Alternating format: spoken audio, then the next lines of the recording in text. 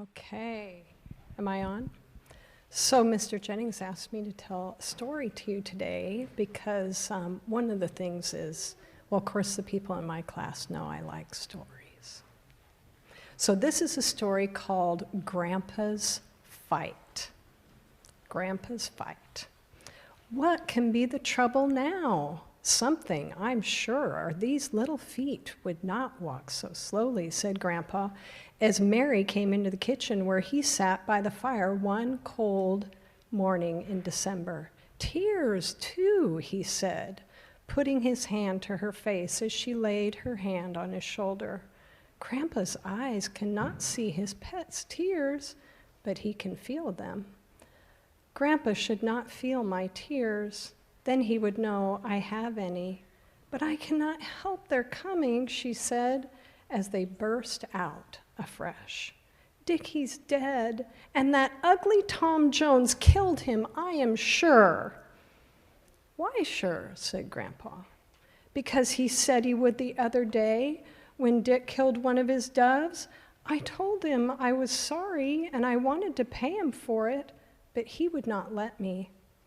If I was a big boy instead of a little girl, I would hurt Carlo or do something to him. I would pay him somehow.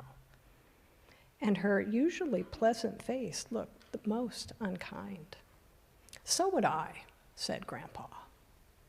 And let me tell you what a fight I had once to pay a boy back. You know, I was in a good many battles when I was a young man, he continued, and lost both eyes and got a wooden leg by the means.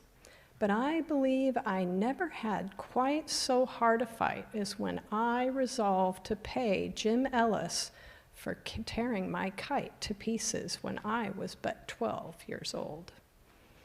Now, I had two professed friends near me at that time.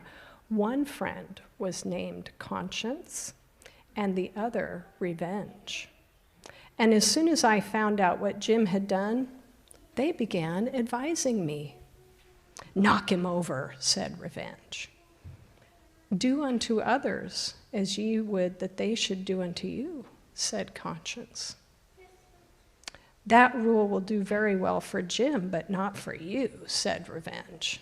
I would pay the hateful fellow in some way. He deserves a good whipping. Love your enemies, and if they hunger, feed them, and if they thirst, give them drink. That will pay him, said Conscience. Yes, that will pay him well, I said. I will do as Conscience tells me, and then I tried to drive Revenge away. But the bad fellow would not go, and he kept telling me I was a fool and a coward not to be revenged on him, and tried very hard to force me to do as he wished. But my good Conscience stood by and helped me fight him off, and a desperate fight it was. He was determined to conquer me, and I was equally resolved to conquer him.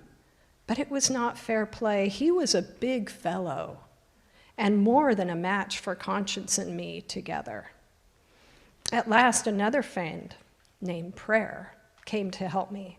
The instant Revenge saw him, he began to tremble, and after a few feeble blows ran away out of sight, and had it not been for the scratches and bruises he had given me, I should never have forgotten there ever was such a fellow. I was so happy to be free of him. Wait a minute, that's not all, he said, as Mary began to speak. Just the instant Revenge let go of me, I went to my desk in the schoolroom and taking out a top that Jim Ellis was very fond of playing with, and I knew he had long wished to own one like it, I put it into his desk.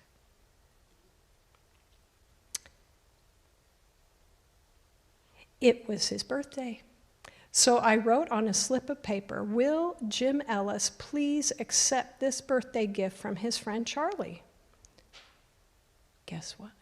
Jim never tore my kite after that, nor was he anything but a true friend.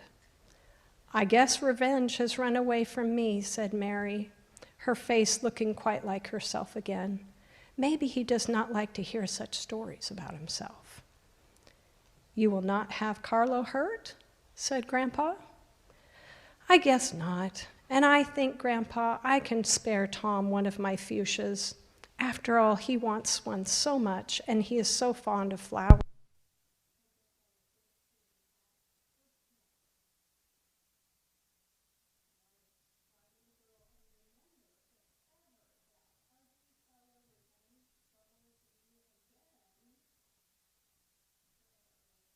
Help you to conquer him.